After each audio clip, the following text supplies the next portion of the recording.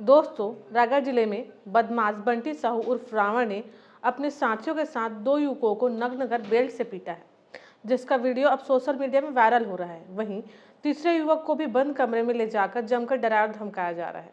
जान से मारने की धमकी भी दी जा रही है।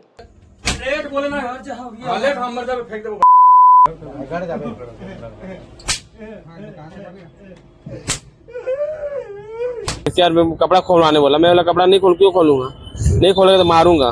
फिर बेल्ट रखा खोलवाने में, बहुत गंदे गंदे वर्ड यूज किए, फिर मारने के लिए बेल्ट भी उठाया। इस बात की पुलिस से शिकायत के बाद भी कोई कार्रवाई नहीं हुई। यह पूरा मामला जूट मिल थाना का क्षेत्र का है। तो वीडियो संज्ञान में आया है, उसकी जांच की जा रही है। अगर इस तरह के कृत्य कर रहे हैं तो रायगढ़ पुलिस के द्वारा उस पर गंभीरता से विचार किया जाएगा। दोस्तों, क्या हमारे प्रदेश में कानून व्यवस्था जैसी कोई चीज नहीं बची है?